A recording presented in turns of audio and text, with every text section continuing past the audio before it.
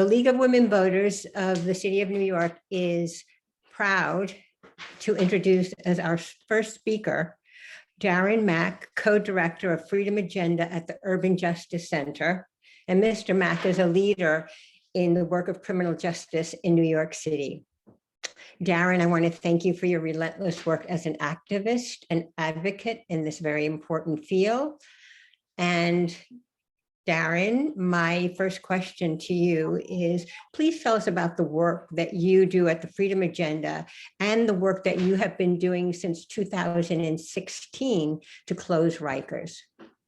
Yes, thank you so much, Vivian, and thank you to the League of Women Voters of NYC for having me. It's an honor and a pleasure. And thank the audience for joining us this afternoon as well. So as was mentioned, my name is Darren Mack. I'm a co-founder and co-director at Freedom Agenda, which is at the Urban Justice Center. And Freedom Agenda is a member-led organization dedicated to organizing people and communities directly impacted by incarceration to achieve decarceration and system transformation. So Freedom Agenda, we are leading the grassroots efforts to close the last penal colony in the U.S., commonly known as Rikers Island. Like your audience might have heard of Alcatraz, which was more famous. That was a penal colony. McNeil Island, which is less known, closed, which is in Washington State, which closed like in the early 2000s, in Rikers Island to be the last penal colony in the U.S. So Freedom Agenda launched in October 2020. Although Freedom Agenda is a new organization, our staff and our members have been engaged in the movement to close Rikers Island for years. Previously, we was engaged in the work under an organization known as Just Leadership USA. And, this discussion and even this attempt, and around to close Rikers goes back decades. One example, there was efforts in the past made by the late and great Herb Sturz, who was a founder of the Vera Institute, many people might have heard of. And later he, became the deputy mayor for criminal justice in the Koch administration in the late 1970s. So there was a system stakeholders effort to push, for the close of Rikers Island, but that was met with vitriol, fear-mongering, and a reactionary punishment paradigm backlash that many of us are familiar with, and obviously those efforts were defeated. So that was a top-down effort. But in 2016, a bottom-up grassroots movement of survivors of Rikers Island, their family members, and allies built a coalition that was so broad that it changed the hearts and minds of New Yorkers to understand that Rikers is beyond repair, Rikers cannot be fixed, Rikers is beyond reform, and the only solution for Rikers Island is closure.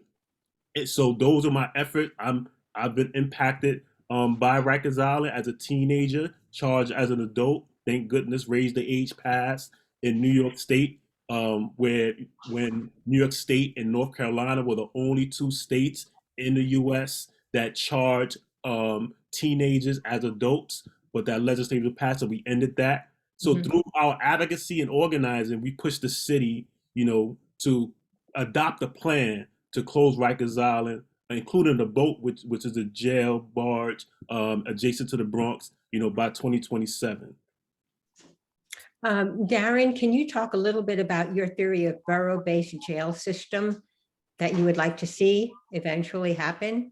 Yes, so like I mentioned, we pushed the city to adopt a plan to close all 10 jails on Rikers Island. And for your audience, as a reminder, Rikers Island, the New York City jail system, is a jail detention center for people who are being held pre-trial. They haven't had their day in court. Unlike those who maybe were convicted and sentenced, they usually go to a state prison. So it's a pre-trial detention center. And so the plan that the city that we pushed the city to adopt is to close all 10 jails on Rikers and the boat and address conditions of confinement by replacing the decrepit, deteriorating jails in Manhattan, Brooklyn, and Queens, and a facility in the Bronx. So going from 14 jails across the city down to 4, from 14 beds across the entire New York City jail system down to a max of 3,300 by 2027. So this is the plan that's on the table, because for many of our members have been incarcerated, including myself, for serious charges. And we thought about, okay, if we close Rikers Island, basically they're still going to be policing, so people are still going to be arrested. And if people are going to be arrested, they're going to be detained. And if they're going to be detained, what are the conditions that people are going to be detained in? And the work that Freedom Agenda has done with organizations throughout the city, we know that conditions in the current existing facilities in the boroughs are deteriorating and inhumane, and we have to address that by replacing the current facilities that exist. And when WAC is closed and we have, go from 14 jails across the city down to just 4, we'll be saving $1.8 billion annually from the closure of Rikers Island. So that's the plan that's on the table, and we're focusing right now on decarceration and moving forward with that plan. And will complete implementation of bail reform help reduce the population that would go to Rikers, so that you can get down to a capacity for the 4 jails? Yeah, that's a piece of it. We have to pull all the levers of decarceration. For example, like expanding what the city has is a early release program for people who serve city sentences. In fact, Freedom Agenda has been advocating and pushing that we actually end city year sentences.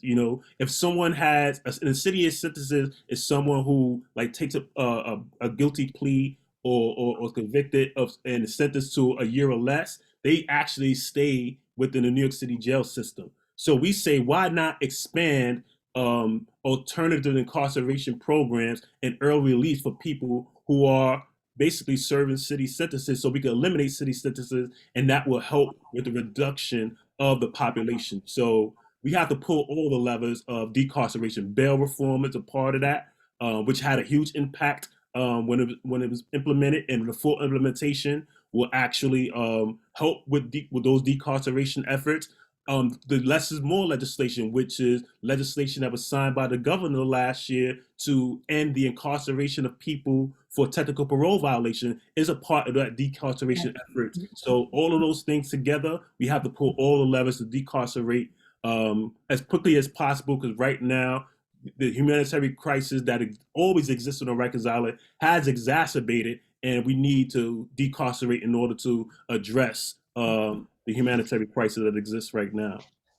Darren, can you explain to our audience what alternatives to incarceration means? Yeah. So alternative to incarceration could be anything from a community-based program for people who would otherwise be actually detained within New York City jail system. One example is we have different organizations that provide, whether it's a drug treatment program, like a person might have been arrested and charged with selling drugs, or might be he could go into a program that could be from anywhere from 3 months to a year, and understand that the harm that he caused, be held accountable, and instead of being incarcerated, during that time, so there's so many different programs that's alternatives to incarceration that we could actually expand. It's been effective. And more resources. Like right now, we're in a budget season, and we believe that more resources need to go into the expansion of these alternatives to incarceration programs. In order to keep people out of the inhumane and basically deteriorating conditions that the current facilities in our jail system has right now. Darren, you might need to take a drink of water, because I have quite a few questions for you that are specific. Can you talk a little bit about the Renewable Rikers Plan? Yes, yes, yes. So the Renewable Records Plan. So, during the advocacy and organizing that survivors of Rikers, their family members and allies, pushing, the mayor to, the previous mayor to adapt this vision of closing Rikers Island. We was like, okay, Rikers is on a timeline to actually shut down by 2027. What's going to happen with Rikers Island? So there were these ideas around, oh, real estate developers want Rikers Island so they could build $1 million condos. That thought was debunked years ago, early during the campaign. Former city council member Melissa Mark Viverito, she was an early supporter of the closure of Rikers Island, and she established what is known as the Lit Commission. And this Lit Commission was made about 24 people from various sectors, different fields across, New York City, whether it's environment. You had direct formerly incarcerated people who experienced Rikers Island on this committee, judges, a former commissioner of Rikers Island was on this commission, and it was headed by former Judge Jonathan Littman. Yeah. And the idea, like, so, people say, okay, once Rikers closed, what are we going to do with it? So people have to understand that Rikers, number one, the original land of Rikers was actually about 90 acres. Today, Rikers is over 400 acres. And most of that 400 acres is landfill, toxic landfill. So some people who have probably visited Rikers Island have seen like signs in there like "Don't drink the water." They might have seen these detectors, these methane detectors that's always going off. And there've been lawsuits by not only by people who've been tainted at Rikers, but staff members that actually sued the city and saying that they caught cancer from Rikers Island. So there's a lot of toxicity on Rikers Island. It's uninhabitable, and that's more of a reason why we need to get people off there because of the toxicity.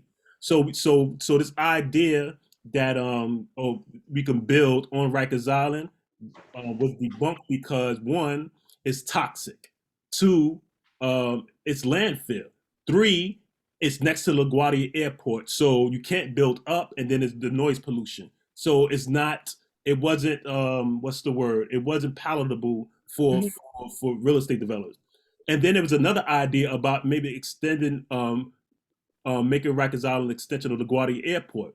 And that sounds like a good idea, but for those who've been leading the movement to close Rikers Island, survivors, people from impacted communities, how does that really benefit, the communities, and the people who've been impacted? So we collaborated with environmental justice groups across the city, like the NERDC and NOPE and the Point CDC, and we say, okay, there's been this long fight in communities, especially low-income communities and communities of color, around the issue of these peaker plants in our communities. So the peaker plants basically operate like a battery. So when a city is using a certain amount of energy, especially in the summertime, when it reaches its peak, these peaker plants kick in like batteries so the city won't black out. But the problem is these peaker plants are toxic. They exude toxicity into the atmosphere, and they were told by community that they were going to be temporary. So the vision we thought of, okay, what about creating a green, sustainable, renewable Rikers Island, so we can that could power the city, and we remove these peaker plants out of these communities, and the community could utilize that space for something else. So in 2000, so actually in early last year, uh, we passed what is known as the Renewable Rikers Act, which is a trio of legislation that was passed by City Council. And the one part of the act is that it established a process to transfer control of Rikers Island from the Department of Corrections to the Department of Citywide Administrative Services, for sustainability and resiliency purposes as the jails close. So for the first time in Rikers' almost 100-year history, land and the facility was transferred last year in June. And then in the end of December, about 40 acres of land that was not being utilized by the Department of Corrections and the city transferred that land to DCAS the last year, the end of December. So every 6 months, the city has to evaluate what land is not being used by DOC, and that evaluation is determined. then land is going to be transferred. And by 2027, by law, all of Rikers Island has to be transferred to the Department of Citywide Administrative Services. And the other two pieces of legislation is to establish, the city has established a commission to do a feasibility study for green sustainable energy on Rikers Island and a modern wastewater treatment on Rikers Island. So that's part of the renewable Rikers legislation that was passed. And things are gradually moving forward. But as we know, we need to push and pull government, and city council and the administration, the mayor's administration, to implement these things as we move forward to a renewable Rikers. That's an important part. Thank you for explaining that. I have two more questions. We can't really talk about the closing of Rikers without, unfortunately, talking about the 16 lives that were lost. So if you could briefly just talk a little bit about that. Yeah, it's hard, because I was on Rikers Island as a teenager, as I mentioned, when there were over 21,000 people detained there. And this is Rikers Island alone. We're not even counting like the boat or the city, the Brooklyn House facility, the Tombs or the Queens facility. This is Rikers Island alone. And in all my, years, I never witnessed, what happened in these past few years ever before. Like last year, 16 people lost their lives within the Department of Corrections system. Many of them, on Rikers Island. Some of them were from medical neglect. Others, because of the inhumane conditions that exist, took their own lives. And this year, actually, Tars Youngblood, I believe 38 years old, he was the first person to lose his life on Rikers Island this year in 2022. And it was devastating, because, even sometimes we would actually, I remember that we did a candlelight vigil for the 15 people who passed away, within the Department of Corrections system last year. It was like in December, I believe. And that same day when we was going from courthouse to courthouse throughout the city, having actions and rallies calling for decarceration to address the human rights crisis on Rikers Island. As we was going to Manhattan Criminal Court to have an action, we learned that a 16th person lost their life. And then the same thing, like this year, the last day of Black History Month, February 28th, Freedom Agenda, along with the Black attorneys at Legal Aid and Color of Change, did a freedom ride. We had buses go to the foot of the bridge of Rikers Island and held a rally calling for decarceration. And the day before, we learned that the day before, the night before, someone else, Taj Youngblood, 30 years old, lost his life.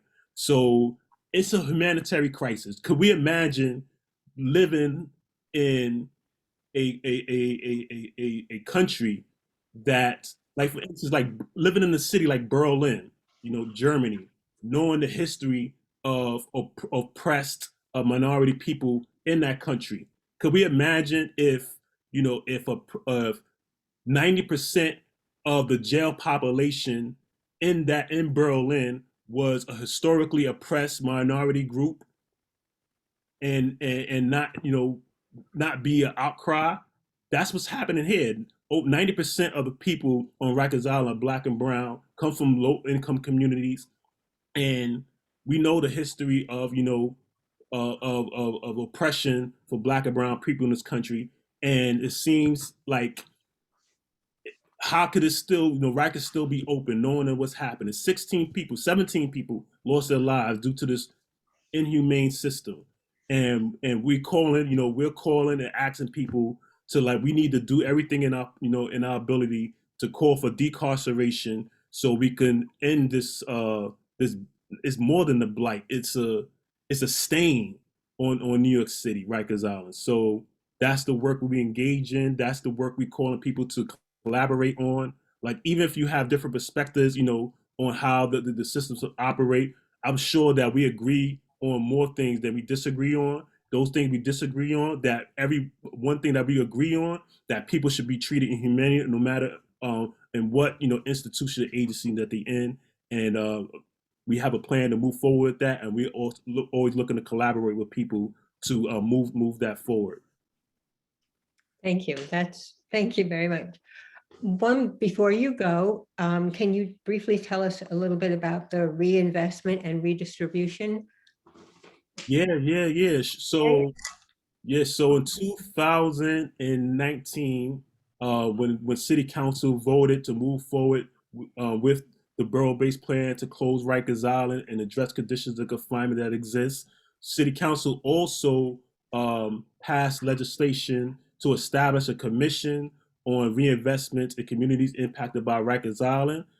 This commission basically is charged with identifying key areas and impacted communities to tackle the to make investments to tackle the roots of incarceration. I'm a member of this commission, and I'm actually a co-chair of the youth subcommittee, and we've been convening since last year to write recommendations for the city to make investments in the communities that's been historically under resourced. And this work actually is built upon work that was done previously in the past. Some people might have heard of the Seven Neighborhood Study. In late 1970s, early 80s, incarcerated men at Greenhaven Correctional Facility did a study, and they found out that over 75% of New York State, 75% of New York State's prison population came from 7 New York City neighborhoods: South Bronx, Harlem, Lower East Side, East New York, Bronzeville, Bedford-Stuyvesant, and South Jamaica, Queens. Now, if you know New York City and you hear the names of the communities, you can understand why 75% of the New York State prison population came from the community. Because even today, those communities have been historically under-resourced. With the exception of maybe Bedford-Stuyvesant and parts of Harlem, which has been gentrified over the years. But, those communities have been historically under-resourced for people who been living there. They've been plagued with high rates of unemployment. They've been plagued with so many issues, what we call crime generated factors.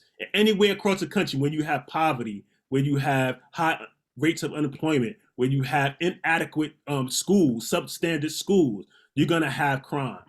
So based upon that study that they did, when we was at Just Leadership USA, we went to those communities and said, okay, what is it that you need in investments to make your community thrive? Not just survive, to thrive.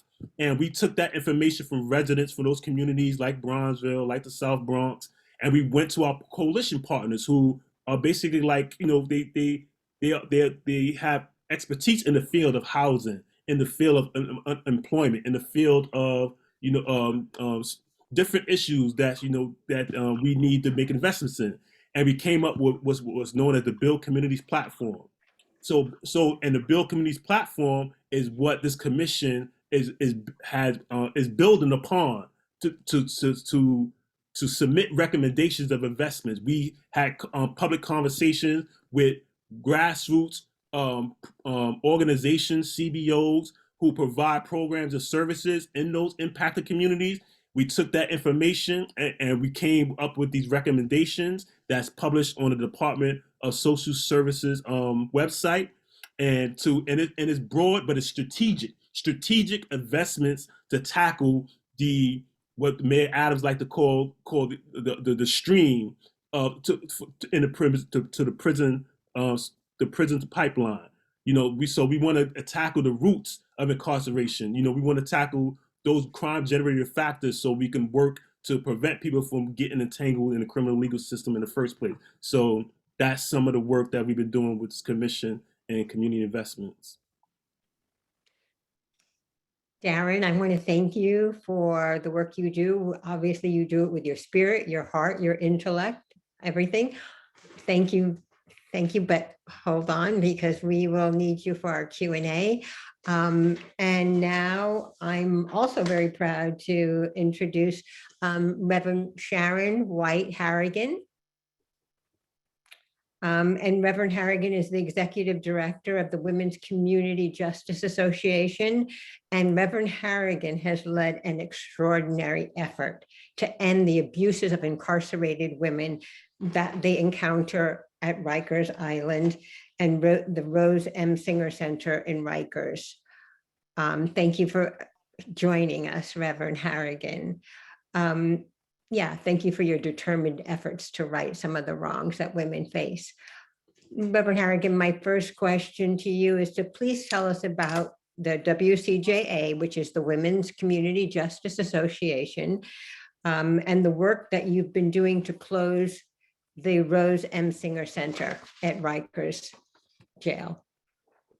Absolutely. And first, I just want to say thank you so much, Vivian, for your work and inviting me here to this platform and to the League of Women Voters, and to all of you who are out here and could be doing anything else and something else than to be here. And so I appreciate you all, and it's always an honor and a privilege to be in spaces and community with people that I consider to be a part of this movement. As mentioned, my name is the Reverend Sharon White-Harrigan. I am the executive director of the Women's Community Justice Association, also known as WCJA, and we are an advocacy for justice organization that was officially incorporated in 2018, and we are comprised of a bunch of brilliant people. I mean, WCJA is a team, unique team of folks that have come together with this heart, this passion that has put the W to the CJA, and we've been leaders in building change for women and gender nonconforming and gender expansive folks impacted by mass incarceration long before, WCJA even existed. And so we came into being through a Her Stories project, which derived out of the Close Rikers campaign, right? And so the Her Stories project was, it was a project that was out of women who were incarcerated and detained at the Rose M. Singer Center. And it was telling their stories, their narratives about the horrors and the conditions and what their life was like being inside the Rose M. Singer Center, also dubbed as Rosie's. And so the Beyond Rosie's campaign, which is a movement, right, that derives out of the Close Rikers campaign back in 2016, because the women of Rikers were often treated as an afterthought, right? Sorely underrepresented, underacknowledged, you name it. Come on, women here. You know what that is, because we've always, since biblical times, right, have been treated as second-class citizens. So we've never been brought to the table in an equal way, right? There's never been any kind of equality. And so we call our campaign the Beyond Rosie's campaign, because it's not just about shutting down the Rose M. Singer Center, right?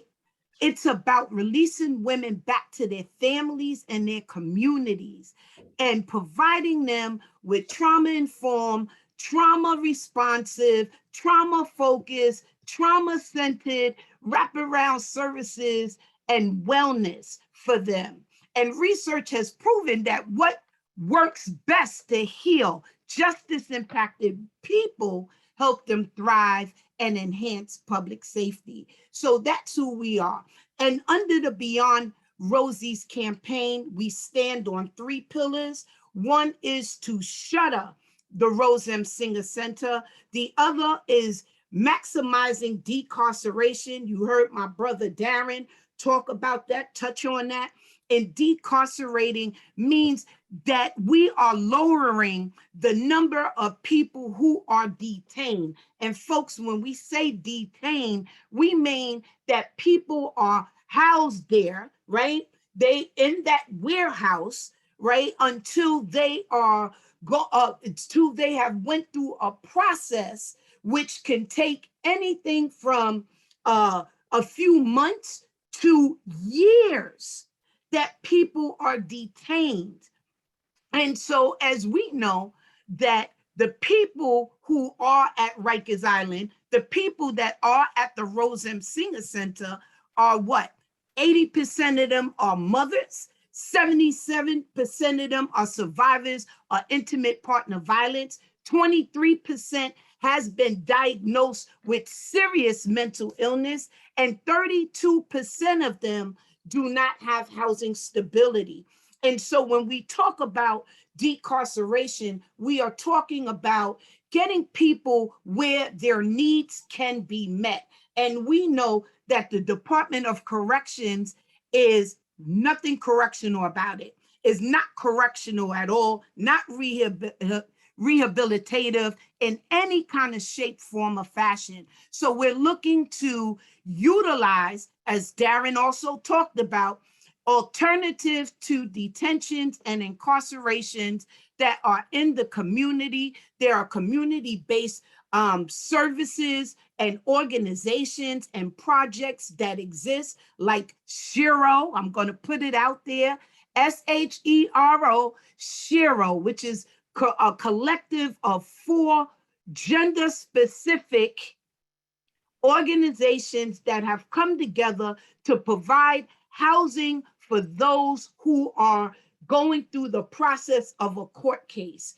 And so just understanding that we can make this happen in the community. So decarceration should be our first option, not our last option. And then the third pillar that we stand on is, we call it reinvestment, but I'm gonna tell y'all something.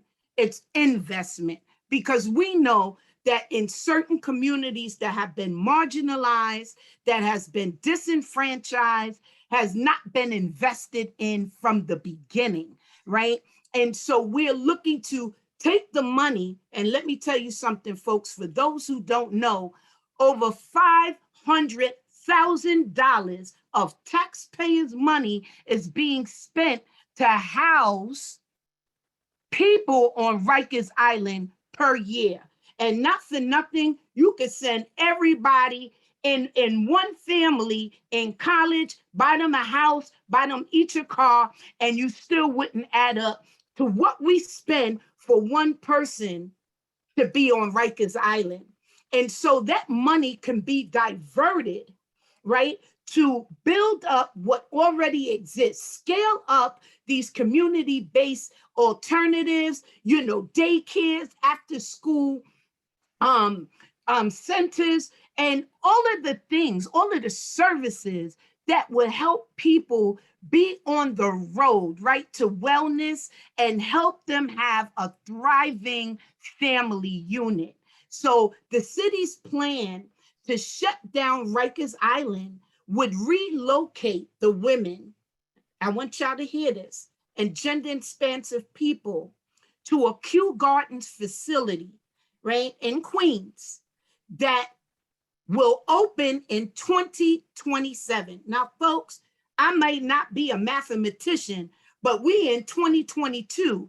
So 2027, we're looking at 5 years out from here. And what y'all don't know is that there are under 300 people at Rosie's right now. That's only 4% of the Rikers population, right? And but yet they are scheduled to be among the last group to leave 5 years from now. And they will potentially be in a worse situation of sharing spaces with men. At least Rosie's is a standalone facility. So one of our biggest efforts is to create a center for women, a women's center for justice. in a centralized location. We're looking at Harlem, and we'll get to that later, but to create a center that will tend to their needs, that their treatments, their trauma is treated, and that everything that a woman, because let's keep it real, folks, women have unique needs and have different challenges than the men. Let's say that again. Women have different needs and challenges than the men. And so we want to make sure that the women are put in a place that is independent, because the building in Kew Gardens under the mayor's plan shares a platform with the men. Here we go again, folks, right? Where the women are covered, right? Under the cloak of neglect, right? Overlooked, underrepresented, right? And underacknowledged. And so WCJA has a number of efforts going, but our biggest thing is to uplift and amplify and elevate the needs of the women, which includes their voices. Thank you, Sharon. Thank you so much. I have a few questions. Okay, so the governor transferred a certain amount of women to Taconic and to Bedford. Are they still there, or have they been brought back to Rikers? What's the situation there? Oh, Vivian. Oh, so the women were moved to Bedford, and I just want to say this, that WCJA applauded, right, the move, because we felt like this was the first real tangible action that has been taken for the women. There's never been anything that has been done for the women or even highlighted in any kind of way. So we were, I wouldn't say happy, but we were definitely warmed. I'll use that word, right?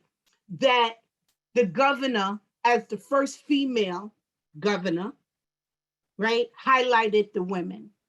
And we never thought it was a great idea. We never thought it was a good idea. We knew it wasn't the solution, right? But what we did know is that it created a window of opportunity, right, for action to happen. And so the women were moved from Rikers Island, over about 119 women, gender non-conforming and gender expansive folks, were moved to Bedford Hills. And then 4 months later, they were moved back. And so, I cannot express that the original move was traumatizing. To be uprooted, especially for people that have been on Rikers Island for 3 and 4 years.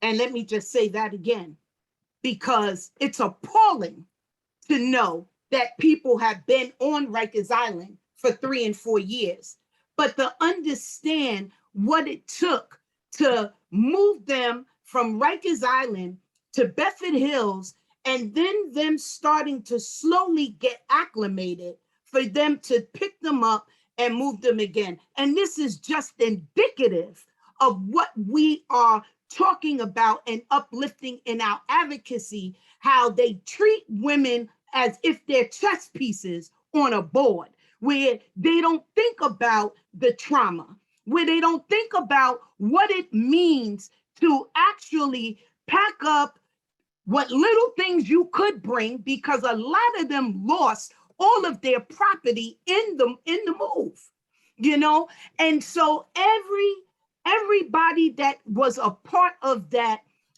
movement really went through some things, right? It was traumatizing. And then to now pick them up and move them again, when simply you can think about how to decarcerate these women in a meaningful way.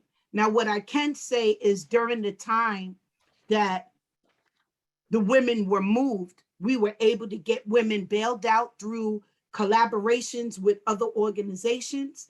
We were able to get women decarcerated, not only into alternatives, but some of them wind up back, home for those who had it, or back into the community. But it was a very slow process. And so the courts aren't moving. Some of the lawyers weren't doing what they were supposed to be doing. But in the interim of that, no one thinks of the trauma, right, that people endure. And I just have to say personally, as a person who has spent collectively a year at the Rose M. Singer Center and over a decade in Bedford Hills Correctional Facility, is one of the reasons why I became a social worker, is because the trauma. Sharon, I'm sorry to have to interrupt you, but it's we have a ton of questions coming in already. Oh, and it's yeah, already like 6 about o'clock. 29, yeah. 29 questions. Anyway, this is amazing information that you both have given, but I think it's important that some of these questions get answered as well. Now, one of them here, I think somebody got a little too enthusiastic because I can't quite understand it. What prisons not to be for punishment? I guess that means what prisons are included for rehabilitation rather than punishment. Darren, we haven't heard from you for a while. Do you have any statements on that, or? Well, I would say that jails and prison is inherently designed for punishment. It's number one, every single person who is incarcerated in a jail or prison, detention center, is going to experience dehumanization. They're going to experience dehumanization. And then you're going to have those who might experience some violence or brutality. So they're designed inherently, about punishment. Now, you might have some jails or some prison that's less brutal or less inhumane, but and then like you might have a facility, for instance, like anybody that's been in the New York State prison system know that Sing Sing or Eastern Correctional Facility is much less violent and has more programs than a place like Attica State Prison, which is probably still the most inhumane, oppressive, brutal prison in the state. So I'll say that, it's up and programs and services is a big is what we need to expand within the prison system. Like earlier before we got on, before this program started, we heard about the passage of on a state level, not by law, but at the state level in the two houses, the passage of TAP for incarcerated students, the tuition assistance program, and that's a really good thing, because the studies have shown, the data has shown that when a person receives higher education, the recidivism rate or reincarceration it reduces to like 1%. To 1% is that it's highly unlikely a person who receives a higher education will experience reincarceration. And like on a national level, just like last year, or might have been a little over a year ago, Pell Grants was restored for incarcerated students, across the country. So, and that was a long-term fight. So, the expansion of the program, so my point is, in conclusion, that, jails and prisons is inherently about punishment, and we need to move away from that paradigm. We need to think of a society of how we can hold a people accountable for causing harm, address those issues that drive people to cause harm, so we can reduce interactions like that, and at the same time advance public safety. So yeah, and I'll end it with that. Okay, that's great. I'm going to Darren, I just realized that this is one, that the next question was actually directed towards you, and it looks like you've answered it a little bit, but maybe you can go on more. It says, the question is, since no funding was attached to bail reform, there are no hard facts about those released, and critics are saying they are the reason for the rise in crime. Does the Freedom Agenda or the Urban Justice Center have any studies or are planning any studies about those released so that we have facts to support these laws? Yeah, that's a very good question. And, there's been a lot, for the past, over a year, since bail reform. Even before bail reform was like implemented, there was a tax on it. Anytime, there's some criminal justice reform, there's a tax on it by people who wants to maintain mass incarceration, who wants to maintain this punishment paradigm. Even with raise the age in New York, like New York and North Carolina were the only two states in the country that charge 16 and 17-year-old as adults. And advocates and their allies was launched a campaign to end the punishment of teenager as adults, and there was a tax on that. People wanted to do away with that. So there's always going to be a tax on any change in this country. If we could go, far back. So when it comes to bail reform, there's been a lot of fear mongering in the news lately. There's a saying that if it bleeds, it leads. But the fact is that there's no data connecting bail reform with the rise in crime. In fact, the New York Post, which is like a media outlet for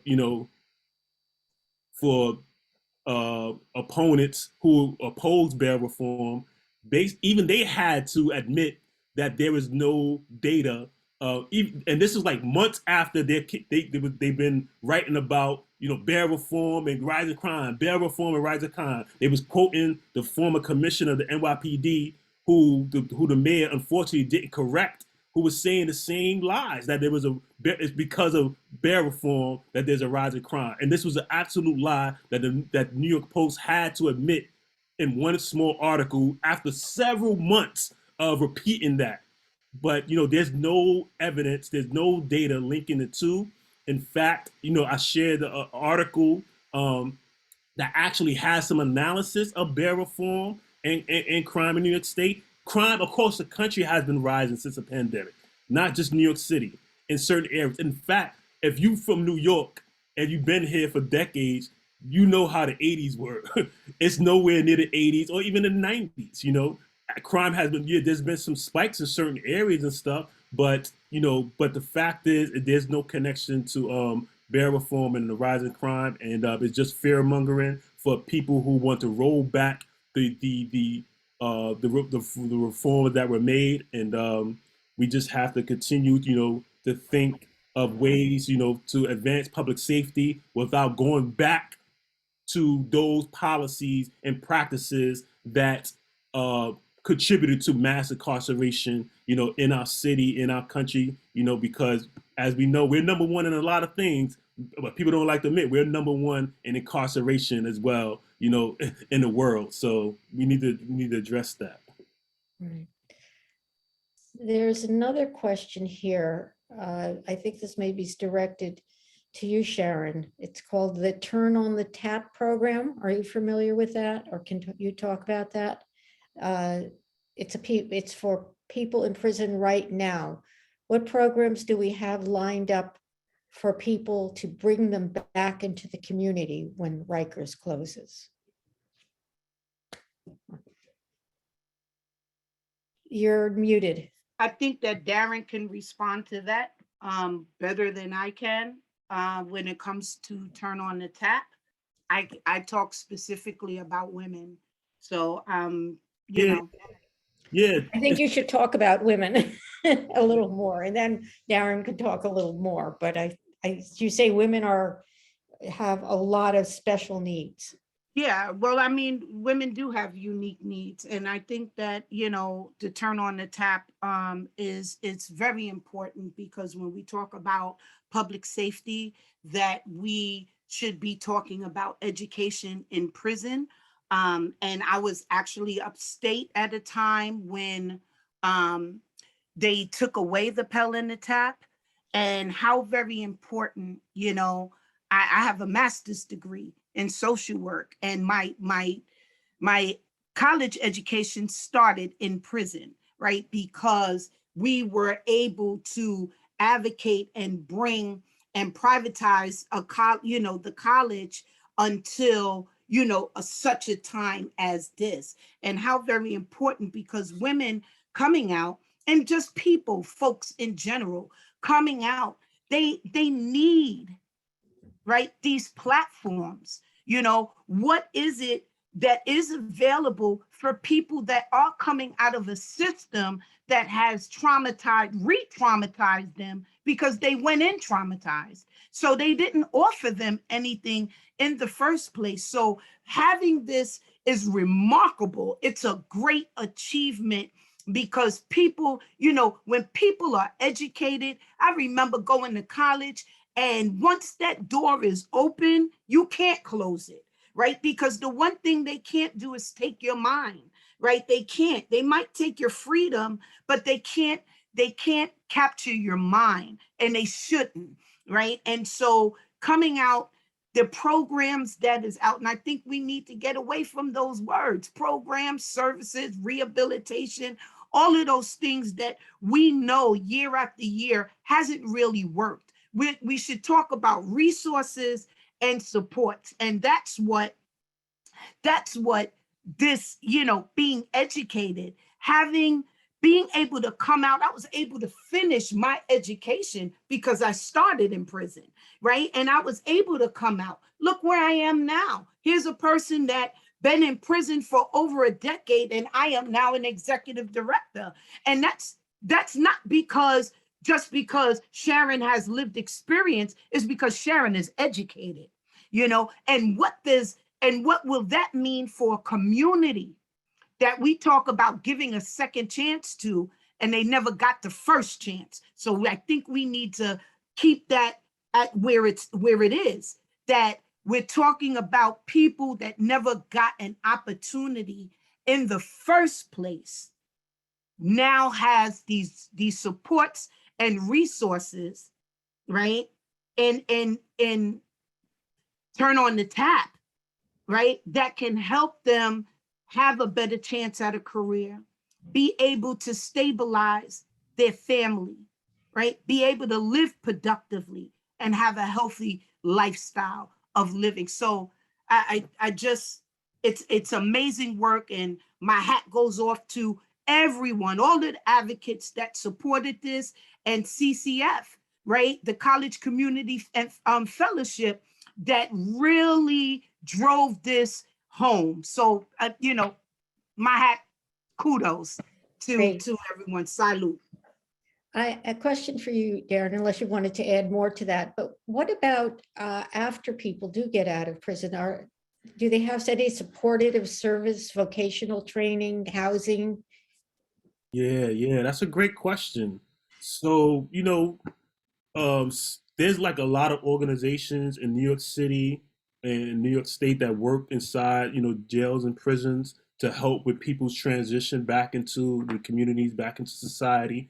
And, note, like, most people who are incarcerated, whether in the jail system, the prison system, are going to come back home.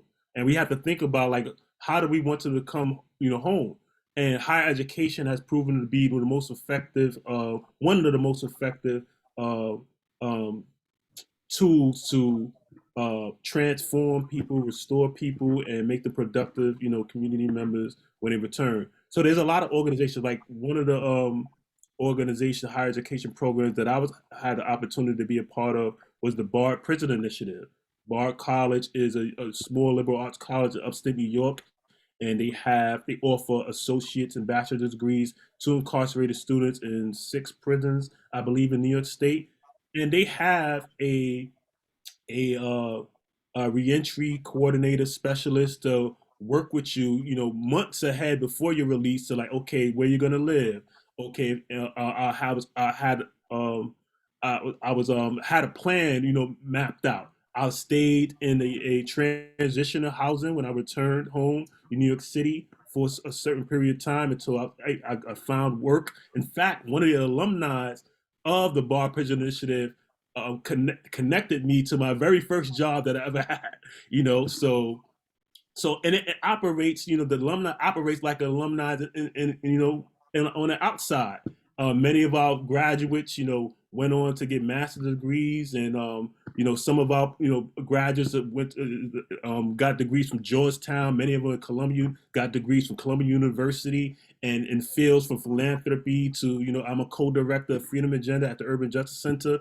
So yeah, we have to look holistically about people's transition. When it comes to housing, and we work with Freedom Agenda, we actually work with organizations on the front lines in New York City that's fighting for, to establish and to build affordable housing. But it's not going to come about just by sitting by. It's going to come. We're going to get these things through organization, by building people power. Because I read in the chats that real estate developers, they want to make a profit, so they're going to want to build $1 million condos so millionaires could be in.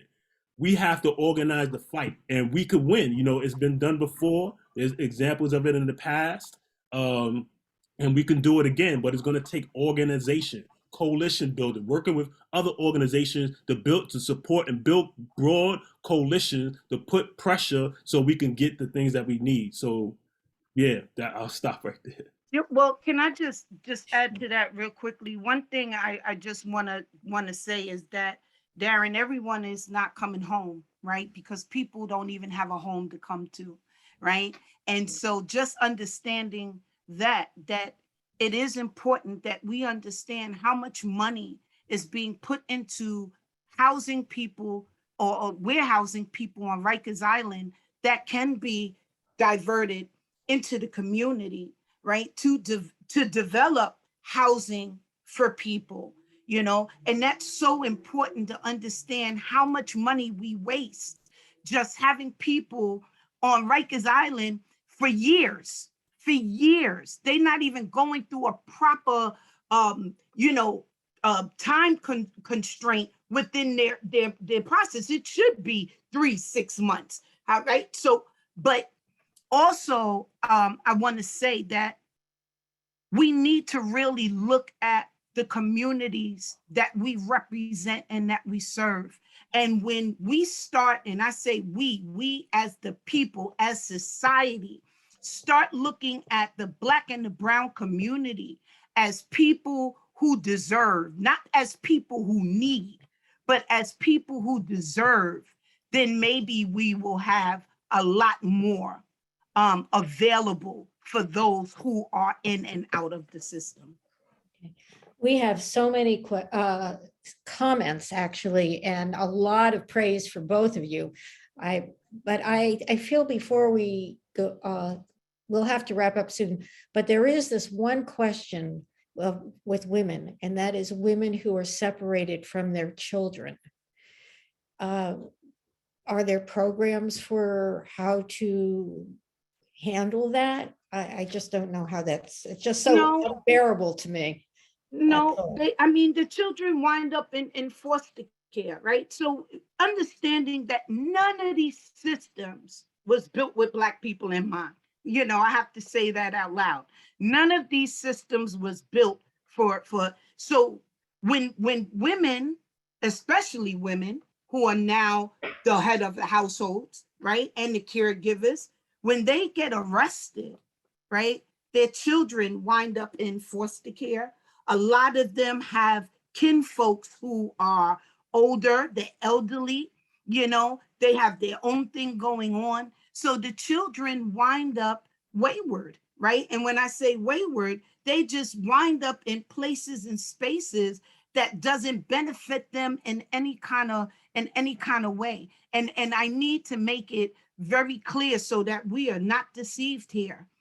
The system, public assistance, the welfare system, the foster care system, the jail system, the prison system, none of these systems work. ACS, absolutely.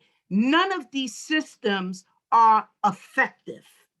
They're not effective, and they don't do anything to build family foundation. They don't do anything to unify or reunify the family unit, but they are designed to keep us oppressed, right? Keep us segregated, keep us held back, right? And keep us downtrodden. And that's what they are designed. They're designed for that purpose. So women do have unique needs coming out of the system because they are the ones that have to take their children, right? And so no supports. And yes, there's services and resources in the community, but they're scarce because there's no investment in the communities. People struggle, right? And they take the money that is for the city, they take it and they put it where they want to put it, but they don't invest in Black-owned companies and Black-owned businesses, in the schools, in any of the communities and areas that are marginalized and disenfranchised. So we're always going to have this until we start thinking differently. We have to change our mindset on how we deal with the Black and the brown community. Wow. I'm on. There is, I know, a lot more to say. Actually, I want to turn this back over to Vivian because I'm taking over the whole thing, and I think you have the final say. There might be some more Okay, questions. yeah. Are we wrapping up? Do we have to wrap? Is our time? Okay. Pretty soon. Okay. I have a couple. I only wanted to really just thank both Reverend White-Harrigan and Darren for just sharing all the work, giving us so much reference and history to the work that you do, the work that needs to be done, putting it sort of in a historical context and educating our audience. And I just want to make it clear to everyone, and you can correct me if I'm misspeaking, Darren or Sharon, but when we talk about, certainly with emotion, that people are held at Rikers for 6 months, 4 years, 3 years, that means they're held before they have a trial, before they have been convicted. They are still presumed innocent and they are held for months and for years. And that it's just not the way our society should be working. So that fuels a lot of the work that has to be taken. And but I also do want to say, just because I see people in the audience, I want to thank, and please excuse me, but I want to thank everybody from Trinity Church, from our children, and Darren and Sharon White. They know these organizations, from Catal, from RAP, from College and Community, certainly from the League of Women Voters. Jordan Rosenthal, it's good to see you. And I want to say that when we talk about bail reform, and there was reference made to young people who get tried as an adult, that's a bill called Raise the Age. Bail reform, raise the age, discovery, these are laws that have been enacted but are now being challenged or amended or not funded or not fully implemented, that we as citizens can maybe, do something about, like letting your legislators know that we care that these bills and these laws, become implemented. So and turn on the tap is a wonderful thing. And I also want to say that the League of Women Voters Committee for Criminal Justice is now supporting elder parole, fair and timely parole, and we were supporting, of course, turn on the tap. So in addition to the spirit and the feeling and the education that we get from our two esteemed guests, please also understand that bills and being aware of the bills and the laws that your legislators are either passing or not passing is really important. As a member of the League of Women Voters, I have to say civic engagement and being registered to vote are very, very important issues and parts that will push us along to a more fair and just community. And again, thank you.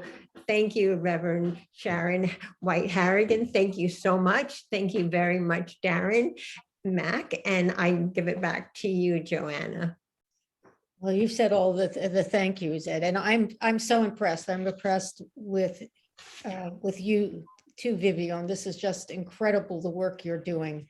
And I noticed, Darren, that you are putting a bunch of websites up on the chat. I've copied them down. I'm not exactly sure how to get them to the people who've been listening here. I'll talk to our Wizard of Oz person, Natalie, to see if I can do that, because it sounds like it's a lot of really good information.